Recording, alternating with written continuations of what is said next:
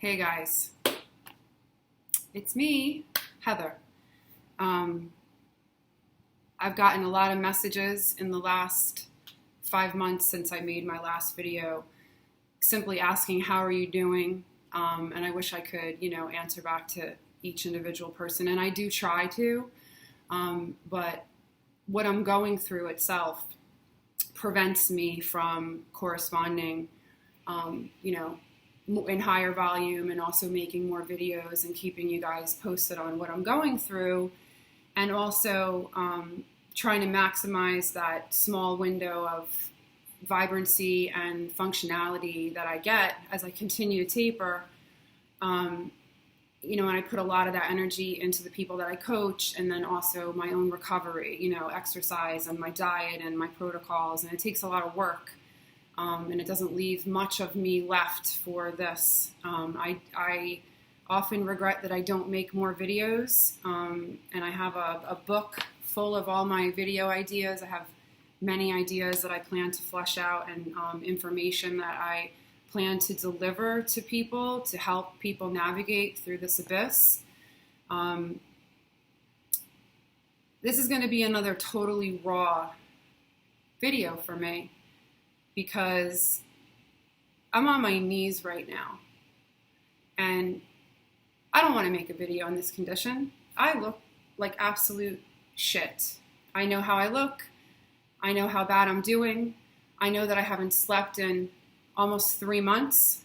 A little bit of sleep here and there, very fractured, and few and far between. I'm suffering from profound debilitating sleep deprivation. Chronic sleep deprivation alone is just one symptom that I think everybody in the world can agree upon is totally incapacitating and debilitating. I mean, unless you have been blessed with completely, beautiful sleep and really have never suffered with insomnia of any type, then you probably can't fathom what chronic insomnia feels like and does to a body. But if you have suffered with some form of anxiety, whatever it is, one night you didn't sleep, maybe you only have insomnia half the night, maybe you're someone who struggled with multiple nights of insomnia, whatever your number is, take it and multiply it. Take that experience that you have and then multiply it in your mind. Multiply it to a point where you can't even imagine functioning. It just bursts into oblivion. That's what we go through.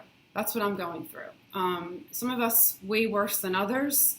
I'm certainly not the only one with the severity of chronic insomnia. I talk to a lot of sufferers, and right now it's kicking my ass. A lot of the messages that I get from people are asking me specifically about benzodiazepine, and so here's the tricky thing. I've been doing really well. I've made tremendous recovery GABAergically from my GABA injury. I came off of my last GABA drug. I've been on a whole bunch of them. Ambien, Klonopin, Restoril, with temazepam, and then Valium, and then phenobarbital. You count. I'm too tired to count.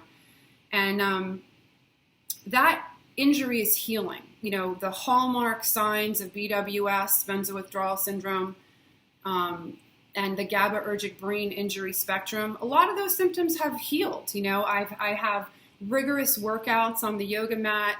I'm physically a lot stronger. I have a lot of muscle tone back and atrophy that's shifting and kind of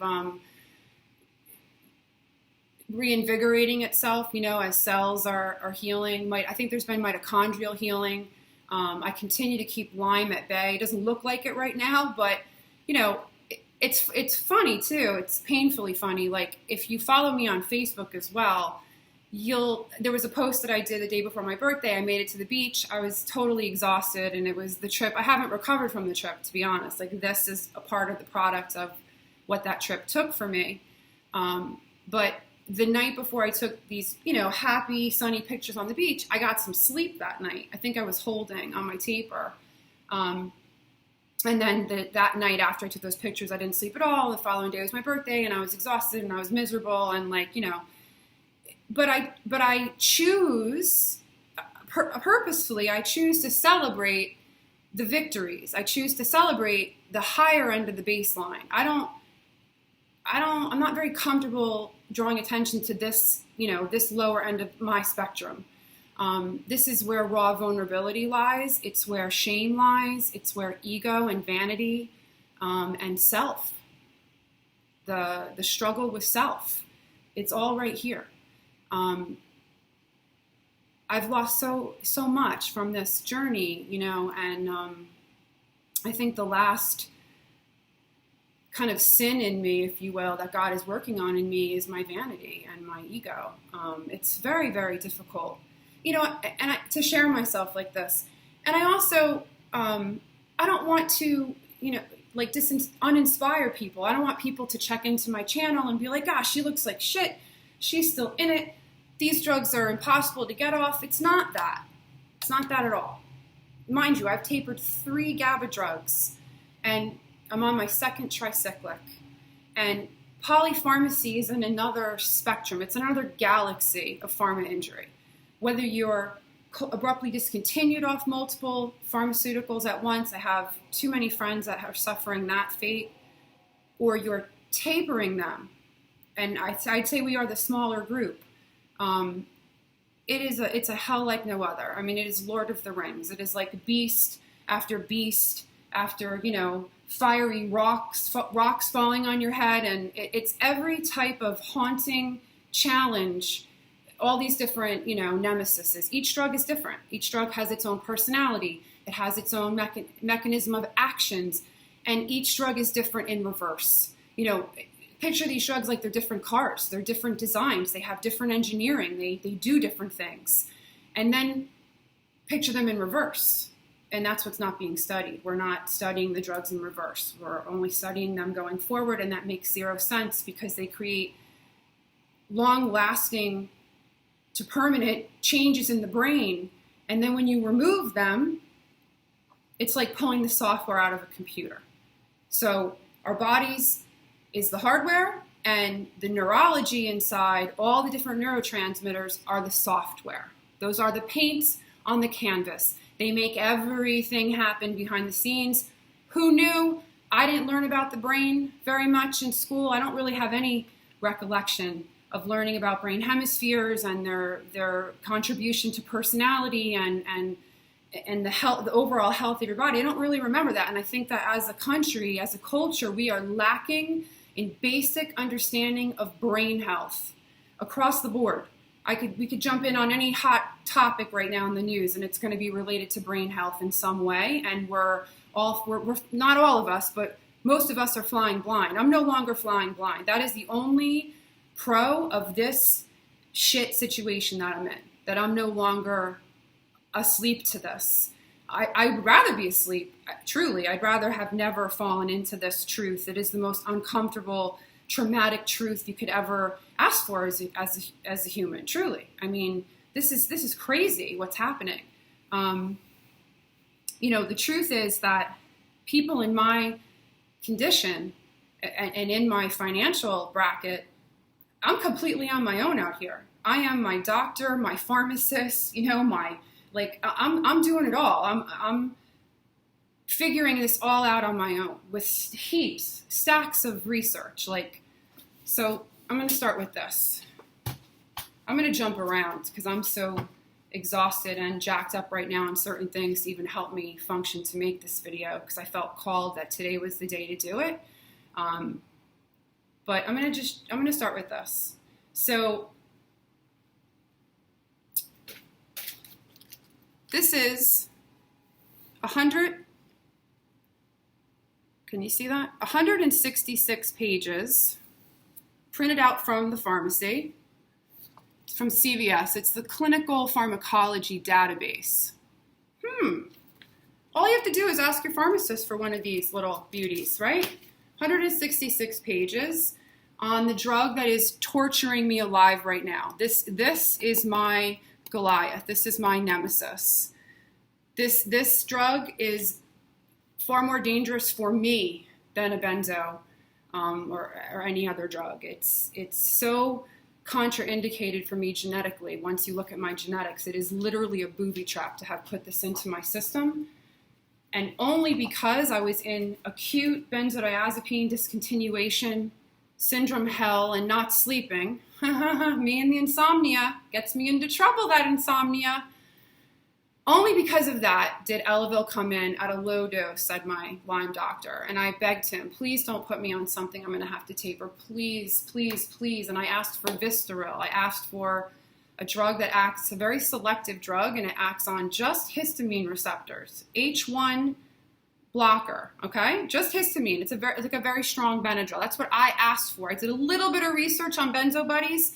I literally joined Benzo Buddies to ask about sleep medication and then got out. I was so highly traumatized from Lyme, I was not ready to dive into the benzo realm yet, And I also didn't realize how serious the situation was. But anyway, so he says to me, you reacted poorly to Vistaril a while back. I didn't recall ever being on it, but he seemed to say that I was. And he said, and I'm not going to prescribe it for you. I'm offering you Elavil and that's it. Take it or leave it. And I was desperate. I was still trying to work and function, and I'm down to 2 milligrams of Valium, and I'm not tapering properly, and the wheels are coming off. And I'm like, I didn't know at that time that serotonergic drugs were just as ferocious and just as, polluting and hard to withdraw from. I didn't know that. I really trusted my doctor at the time. This is 4 years ago, a little over 4 years ago, that I was swapping out a monster, benzodiazepine, for, I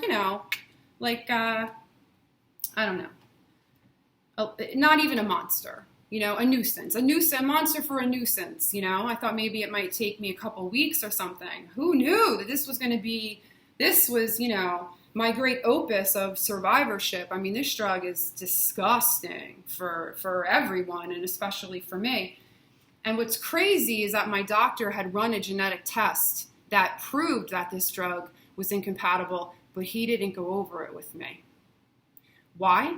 Because I didn't have the money to come in and pay his exorbitant, follow-up rates. Out-of-network Fifth Avenue doctor in New York City, and I had run out of cash. And so he didn't call me with the results, and he didn't look at the results before he chose this drug. But I was too injured to sue. And that's a whole nother video, and I don't want to digress, but the statute of limitations is something that I want to advocate for and change on the other side of this, because it's insane that you can be injured with a brain injury that leaves you totally incapacitated, unable to take any sort of legal action, and then by the time you're well enough to, the statute has closed. That has to change, but we'll get back to that. So yeah, if you ask your pharmacist, okay, for the full clinical pharmacology printout for the drugs that you were on, this is what you'll get, okay? I got them for all the drugs that I tapered. This is phenobarbital, 159 pages. If you can see that, 159, right? So here's the deal. I want to get back to Elavil and what I'm going through, because I'm really, really struggling right now. But I feel inspired to drop some, what I think is gold, truly. So due to this crazy situation, I was forced to leave my home, my apartment in New Jersey 2 years ago, right? And so up until that point, I was only filling my prescriptions in New Jersey and in New York. And so I was used to those standardized printouts, the medication guides are what they're called. It comes with your drug. It's that little, thin booklet, and it's got, a little bit of information on the drug.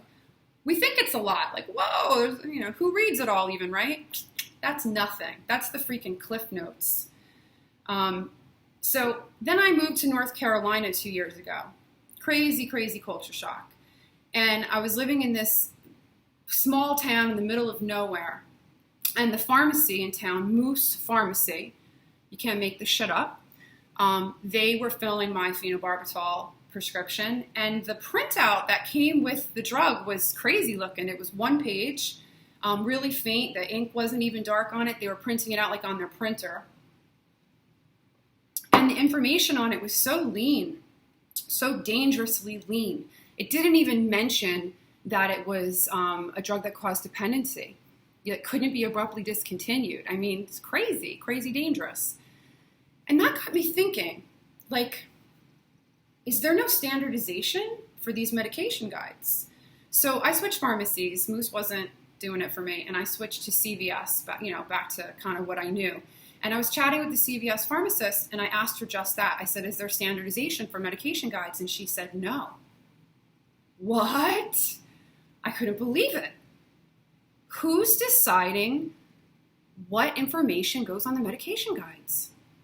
And she said, CVS corporate. So as the plot thickened and I learned more, I don't let people off the hook easy when I'm really trying to learn something.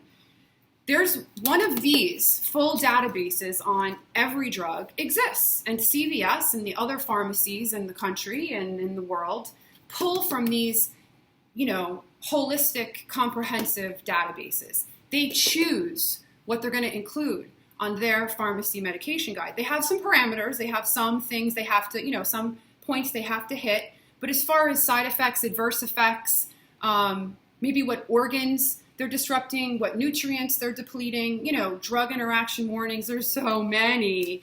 Each pharmacy's choosing what they want to put on the guide. That's crazy. I was truly shocked and appalled, but it explains a lot about how we really don't take this seriously, these chemical drugs, and these chemical drugs are so unique. Each one has its own complex fingerprint of the receptors it works on and all the different neurochemistry that it's changing. And then each body that it's going into has all this complex DNA. It's a matrix interacting with a matrix. And the variations, the variables, it's like the ultimate freaking, what is it, slots? I don't even know. It's the ultimate, mathematical, I don't even know what the word is, possibilities, there's endless possibilities for interactions and adverse effects when you're taking these complex, sophisticated drugs and marrying them with complex, immune terrains and genetics and existing, pre-drug neurochemistry. So I just want to, I've been researching, like I always do. I fight from the trenches and going through these and making notes and highlighting, and it'll really blow your freaking mind what they actually do know about these drugs and truly how dangerous they are. I mean, and that brings me to HellaVille, as I call it. So I'm 5.5 months off of phenobarbital, my third GABA drug, and I waited 3 months holding on Elavil, which is really, really, really hard because what people don't get, I don't think civilians get about the pharma injury veterans, is that we hate holding. Holding for us is literally like you're holding our feet in a fire. Holding for us is like being tied to a chair and beaten. Like, it is for me, like I want off this. This is my oppressor. This is my warden. I want out of this cage. This chemical is totally dominating me. This chemical is stronger than me. It has nothing to do with willpower. It has nothing to do with positivity. Nothing. This is 100% brain malfunction. It's being overridden by fluctuating neurochemical levels, neurochemical chaos, and then all of the trickle-down fallout from that, because you better believe neurochemistry controls the immune system. It controls the organs. It controls everything from body temperature and appetite. It controls what you're putting in your mouth. It controls how much sleep you get. Okay, neurochemistry is a software. Remember that. We are messing with the software of this incredible machine. God wrote the OS. That's something, if you're going to follow me on YouTube, you should know, because I am a believer. I wouldn't be alive if it wasn't for my faith. My faith pulls me out of hopeless ruts over and over again. So I don't want to hear, what you think about my faith, honestly, unless you're a believer and you're bringing, some sort of spiritual power to my walk, because I'd be dead without spirit, without the Holy Spirit, without spirit in my life, without a force greater than myself to reach up to and to literally be a spiritual spine to sustain me. My spirituality is like going to the ER and getting an infusion. That's what it does for me. And the thing about this state is that it blocks the spiritual connection. I call pharmaceutical injury or psychiatric drug withdrawal, whatever we're calling it, this brain injured state, I call it a godless place, because you can't access God in this place. Your brain, your pineal gland, the brain is truly the conduit. We talk so much about the heart. Okay, the heart is really important. It keeps us alive. It pumps oxygen. But your heart, that organ, isn't what's connecting with God. It actually isn't what's connecting with the person, the human, who you love. It's your brain. Your brain is the filter for the entire world. Your brain determines what comes in and what goes out of you. Truly. What you receive and what you share with the world and what you believe. And when your brain is sick and you're in such total darkness, you physically, you don't have the chemistry to feel God, because your dopamine is plummeting, your GABA's low, your serotonin's low, or whatever neurochemical injury you have, you don't have the software, you don't have the spiritual software now. It's horrific. And that thought brings me to, I told you I was going to be all over the place today, so, hope you guys don't get YouTube whiplash. I thought I was going to be more miserable and crying and shit, but maybe that will come in a little bit. I guess I'm riding somewhat of a positive wave.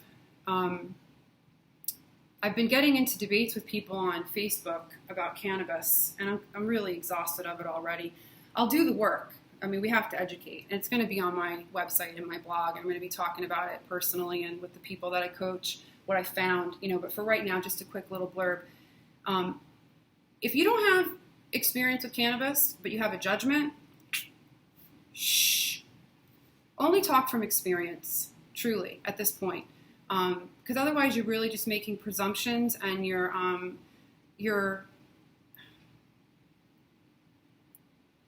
enabling misinformation, a history, a legacy of misinformation that has actually denied us access to a very medicinal, safe plant. And a lot of people in my community rely heavily on cannabis to get through their tapers, and I'm one of them. And I'm going to do a whole video on cannabis, because there's a lot that I've learned, and it's a really important topic. But just a quick note, when it comes to that spiritual blockade, that shutdown that happens when you're in this place, cannabis will open that portal back up for me. It boosts dopamine, it boosts norepinephrine, and dopamine, I feel, is one of the spiritual neurochems, truly. It's kind of an elevating neurochemical, dopamine will it almost feels like it opens the pineal gland a bit, but the problem is not having too much of it and not having too little, and that's the challenge with all the neurochems. But cannabis, helps me access my hope chemistry. I could be in the deepest, darkest chemical depression, not situational. That's totally different. Not that I don't get super, super depressed from my situation, because my situation it's horrific. But I'm very strong and very positive in that way. But there's nothing I can do about the neurochemistry. There's nothing, except to taper as well as I can. Taper as smart as I can. So I just wanted to make that note, because I do, might see me vaping at some point. I'm in a legal state now, and so I'm taking full advantage of it. I want to go back to my appearance for a second, because it's linked to Elavil. So in those beach pictures that I posted on Facebook about a month ago, I looked thinner, more muscle tone, face, skin was brighter. I had sunglasses on, but you could tell even just from this part of my face. This swelling in my face, this edema, this shit that is actually really painful, it's starting to get better. It was so bad that I couldn't make a video. My eyes were both crusted. I wake up and, well, not wake up. I get up. There's no sleep. And they're just like crusted and I can't even see and it itches and it hurts. This is 100% from tapering Elavil. 100%. And it's really gnarly and it's not cool. I think it's histamine, but I'm not sure because I'm not a neuroscientist. I just play one on TV. So my skin, breaking out, hair's thin, even my eyelashes get thin, and this edema in my face, this swelling. My last GoFundMe video, when I was getting forced out of my apartment and trying to raise money to get down to North Carolina, my face was really puffy. And this carries shame for me. I want to look beautiful. I want to be a beacon of health. I want to be glowing, especially how freaking hard I work. If people knew what impeccable care I take of myself, what it's a full-time job, truly. Healing a sick body is like being a mother. It is, and please don't, no nasty comments about that. I write about that in my book, and it's really, really true. When you have a chronic disease, you are constantly lugging around a very sick child, truly, that needs to be cared for. And everything from packing meals and, talking myself through things. And I could go on and on. The self-care that I constantly have to pour into myself to stay alive and heal this body. It's like, I want to have the physical evidence of that, I want to feel it. I'm beyond exhausted of this state. This is an extremely humiliating and degrading experience, to not be in control of your body. But the truth is that Elavil is in control of my body. I just recently lost control of my taper, and that has a lot to do with it. Elavil has a very delayed withdrawal effect, and it sneaks up on you. And I'm a micro taperer. I'm a seasoned taperer, almost 7 years, with lots of different styles. You name it: dry cutting, compounding, grinding and re-encapsulating, water taper. Constantly experimenting, with my own little chemistry and trying to learn better techniques. And this drug is truly so difficult to come off of because of its complexity. Elavil is acting on serotonin, it's increasing serotonin, and it's increasing norepinephrine, right? And then it's blocking acetylcholine and it's blocking histamine. I mean, that's crazy. It's also affecting sodium channels and calcium channels and dopamine at higher doses. How dare they create chemical drugs that change that much in the brain? There's, just like with vaccines, they haven't studied these drugs in their full complexity and in reverse. I'm studying that now, though. I'm in support groups for all these drugs, and I'm coming, anyone in these groups is coming in contact with a cross-section of humanity that is suffering in a way that the media is not covering and people don't understand. Why are we so loud? Why are we so angry? Why are we so insistent that you hear our message? Because this is suffering that can happen to anyone. You're not immune, and it's inhumane suffering. I'm not exaggerating. And, I can explain that more. I'm exhausted right now. I'm absolutely delirious. It's kind of like I'm drunk texting right now, just, insomnia vlogging. So, let me point out a little bit more. So I've also gained weight. My weight fluctuates tremendously tapering these drugs, especially Elavil. Elavil is a very fattening drug. You hear often that people on antidepressants gain weight. Why? Serotonin, it's disgusting. Also, it acts on the 5-HT2C brain receptor. It's a serotonin brain receptor. And guess what that receptor controls? Appetite. Nice. That'll help your depression when you gain 40 pounds. I mean, I'd rather be depressed than overweight 40 pounds, honestly. Because then I could go to the gym, get some natural endorphins. Yeah, that's just one of the adverse effects. I don't consider weight gain a side effect. It's not a side effect. That's what's going to happen when you fuck with serotonin. I mean, let's talk about the drugs in what they really are. They're neurochemical augmenters. They're changing neurochemistry. It's not an antidepressant. It's a serotonergic drug. And then you look at what serotonin does, and then you have more information. Now you're not flying blind. So when you get on a drug, if you're on a pharmaceutical drug, find out what the mechanism of action is, find out what neurochemistry it's changing, and then research what that neurochemistry does in the body.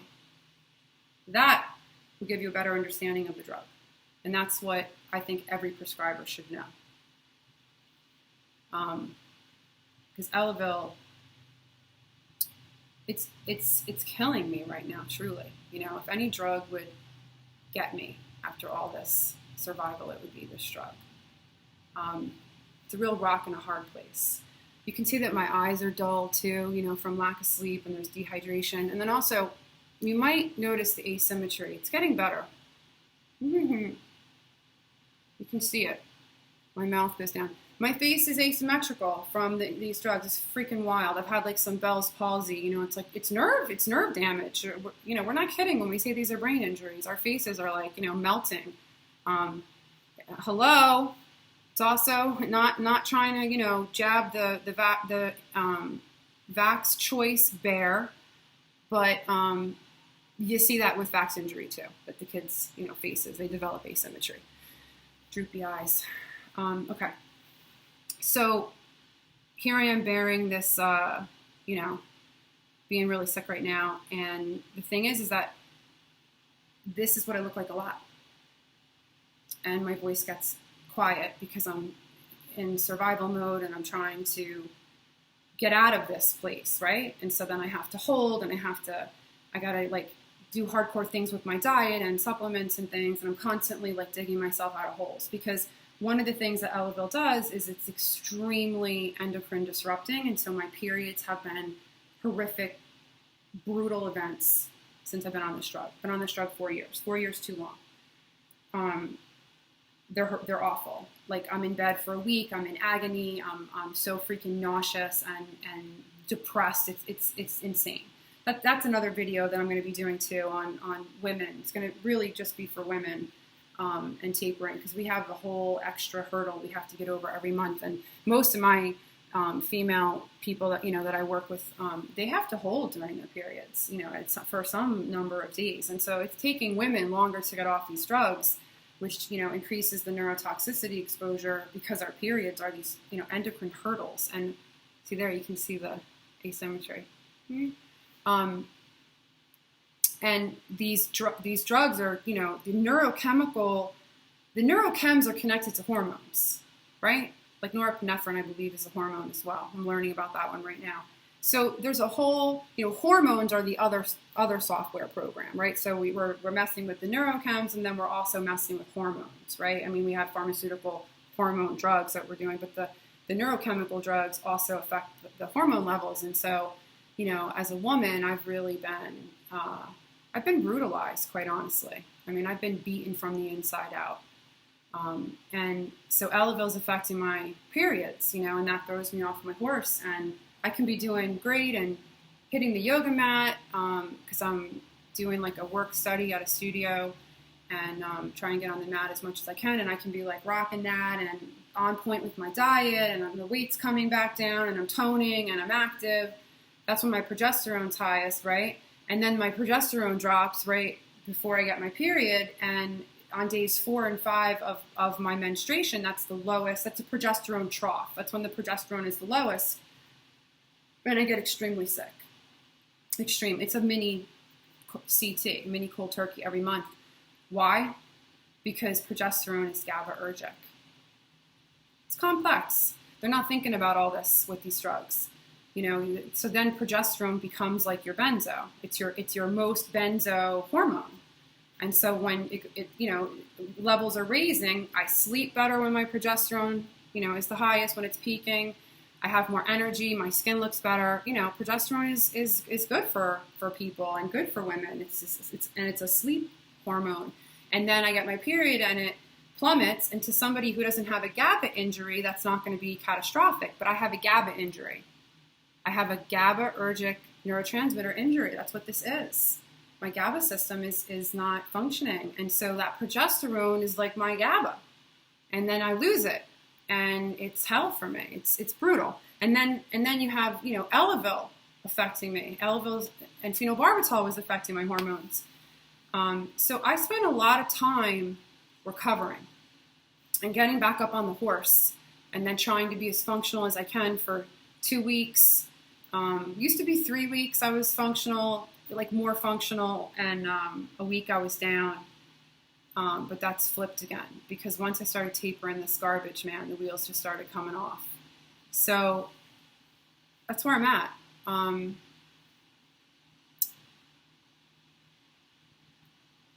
You know, and getting quiet is also very self-protective too. People don't know how sick I am. My friends don't know. My, you know, older friend, my family sure as bleep doesn't know. They don't want to know. If they wanted to know, they'd ask me. They don't ask me. Like I'll get a text, "How are you feeling?" And I'll say, "I'm sick in bed another day." They don't want to know what about tapering puts someone in bed. They don't want to learn more. It's really traumatizing to go through something that isn't even recognized by the medical community. Like, you have no safe place to go for help. No one to explain it to your family. You have to learn it on your own. It's freaking crazy. So yeah, I get quiet, but the problem with getting quiet and self-protective, you know, it's simpler that way, because I'm not going to get hurt as much. I mean, the loneliness eats me alive, right? It's this catch-22. It's like, I love people. I'm an extrovert. I love helping people, connecting with people. I love, you know, I also love receiving help from people. You know, I'm a real proponent of the human experience and connecting with people. But when they don't understand the gravity, it can be very triggering, you know, because we're carrying this load, and we really need people to understand it. But how can we get people to understand something that they're not really witnessing? And so that brings me back to me not doing videos when I'm in this state.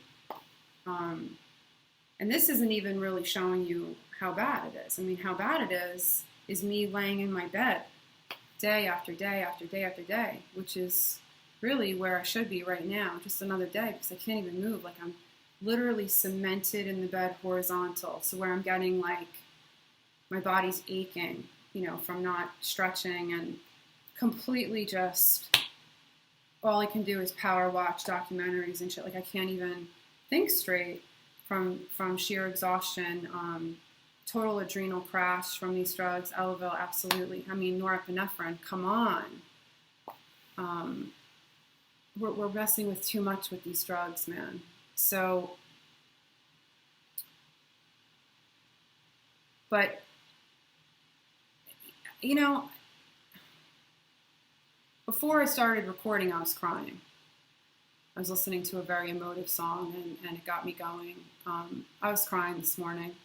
I was crying last night.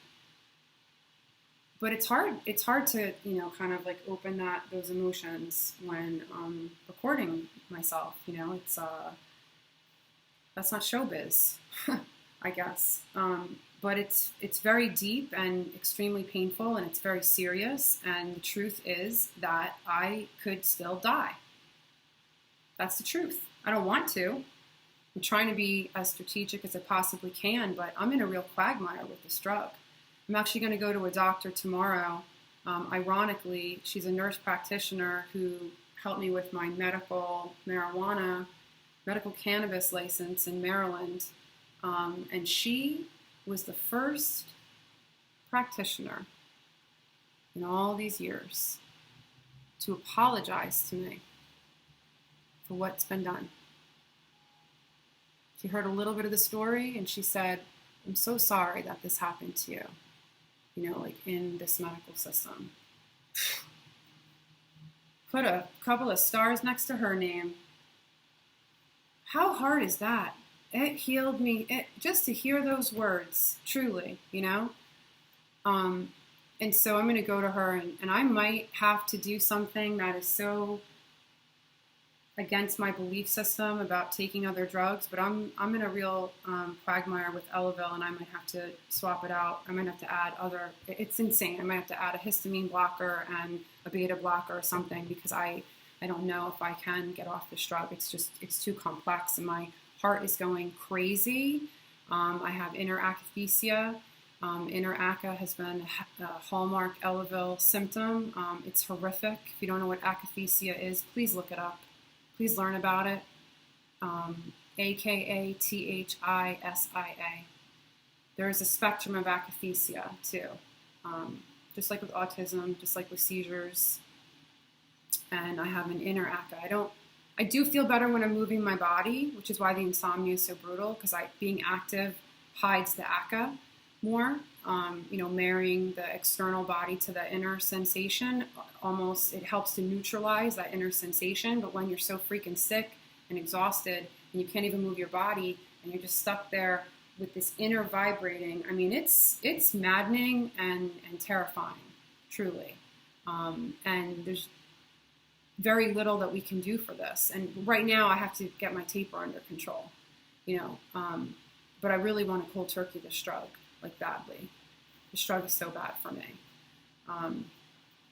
So if you pray, I'm asking for prayer, because I am really desperate for clear guidance from God on what he wants me to do here. I would love to be able to jump off this drug. I'm at 7 milligrams. I actually had to updose a little bit. I was at 6.8 and had to go up to 7, which is insane. I've done that. I don't know. I can count on one hand. With Elavil, I did it one other time, I think. It takes a lot for me to do that, like a lot. Like I have to be dying, and that's pretty much what's been happening to me. But I would love to just jump off this drug and be one of those miracle cases where I get better in a month, or 2 months, or 3 months. 4 months would be a miracle. But the risk is that I'm protracted for years. The risk is so great in doing that. The injury that I could very well create. I can't even think about it. What else? I guess I'm gonna say one more thing. I'm gonna gripe about one more thing. I'm completely out of groceries. I'm in a share right now with a roommate, and my roommate has disabilities, which makes it impossible for them to do the grocery shopping and the cooking, and so that falls on me. And I'm happy to do it.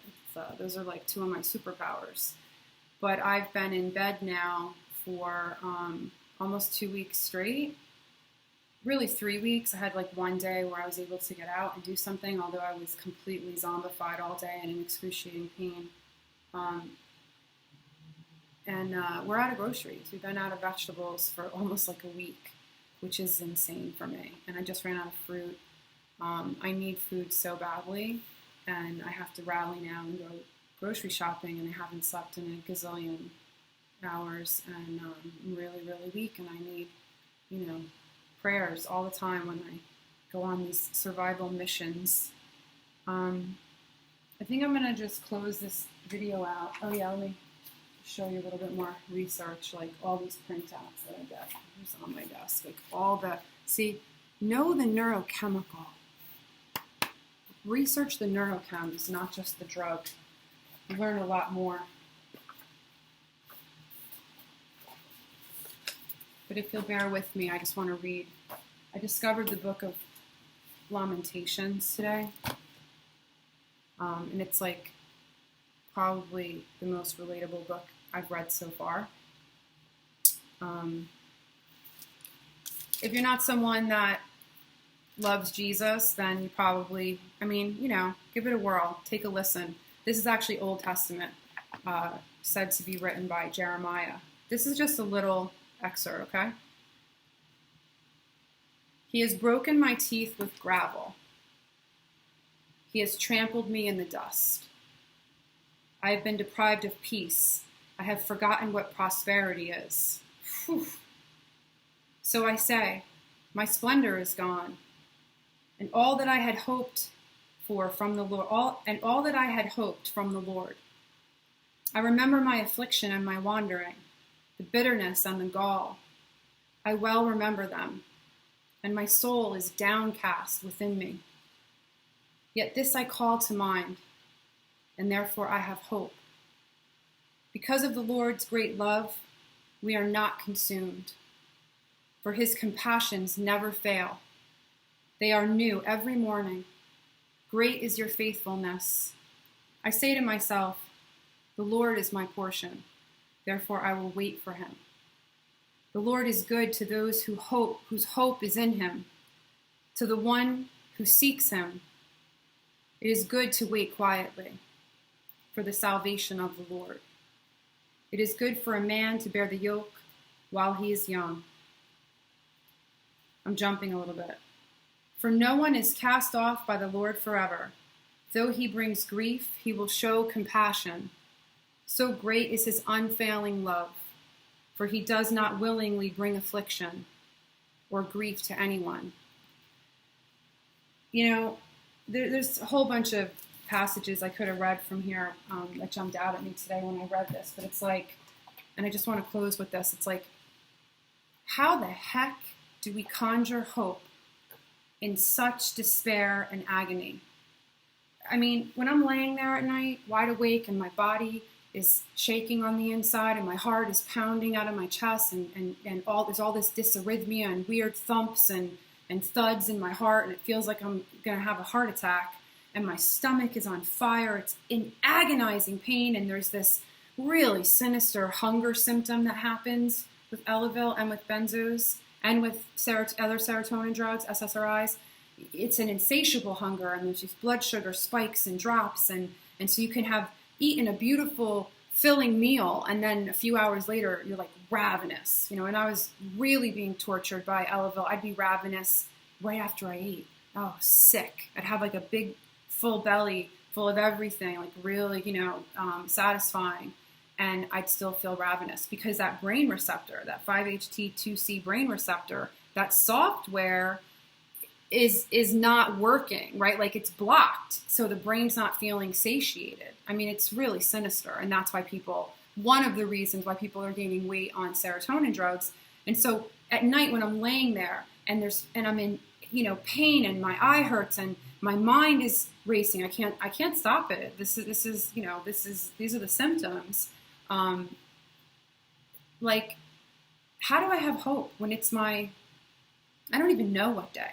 I'm in the thousands. I've been doing this a long, long, long time. I don't even know how I keep going.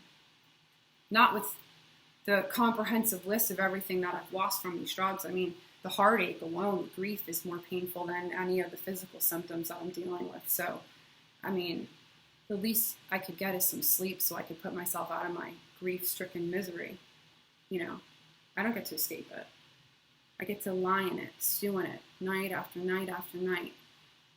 Look how screwed up your life is. You can't even sleep. You're broken. These are the thoughts that go through my head. This is, I'm just as vulnerable and as weary as I am strong. They're equal, and they're always. But a human can only take so much, and the way that this taper is shaping up right now, I'm going to be tapering this drug for a very long time, or I'm going to have to add a histamine blocker and a beta blocker on board to help me even get off this drug. And that is the sick, twisted truth that people need to realize. You want to call cannabis a gateway drug? Cannabis, no. Cannabis is an exit drug. Pharmaceutical drugs are gateway drugs. They literally, they're like gremlins. They literally proliferate. You mix them with water, you mix a pharmaceutical with some water, and you come back and you got 10 gremlins where you had one. Because they change too much. Why is my heart racing? Because I've got acetylcholine jacked up right now, not enough norepinephrine. I mean, my poor heart, it's over here. My heart needs those chemicals, right? And so I might need to now add other pharmaceuticals, which is the complete antithesis of what I want to do. But that is how torturous coming off this drug is. And I'm not even tapering fast. I'm tapering 5% or less a month. I mean, this is crazy. Do the math. 5% of the current dose. Do the math on that. And you wonder why Heather's still tapering. Because that's all my CNS can handle, or I'm absolutely tortured. So I'm in a conundrum. I'm asking for your prayer. I'm thanking you for your time. I wanted to do 30 minutes. I did almost an hour. If you're still here with me, I love you. God bless you. I hope this isn't the shittiest day of your taper and your recovery. Hang in there with me. Heal with me. Call out to God with me. Advocate with me. I feel very alone in this. I'll be totally honest. A lot of people reach out to me, but as far as who I can really turn to and rely on, I mean, look, I could use someone to come and take care of me for a while. That's the God's honest truth. I haven't been able to cook much, and I need help. I could use a doctor to consult with right now, like a really good specialist, a genetic functional med specialist. And there's a doctor here in DC that I could chat with and probably learn a thing or two to get a little edge on my taper. But I can't access him. I can't access it. I don't have the money. I'm out here on, disability, trying to survive something and outsmart something that is, it's dominating me. So, yeah, maybe I'll say that'll be my final thought, that it's my second final thought, or my third final thought. Sorry. It's traumatic to be learning this on our own. I mean, just the layers of trauma in this are so profound. There's so much here, so much PTSD. Imagine if you had ALS and it wasn't understood by doctors. Imagine being on the forefront of any disease. Imagine being early days AIDS, and getting help when it wasn't even understood and they didn't have really viable solutions for it then. Imagine that you're so incredibly sick and society doesn't even see it. Society doesn't understand it. I mean, there's so much trauma in that. So if you love someone who's going through this and you're kind of like freaked out by it, just don't be scared to ask questions and learn more.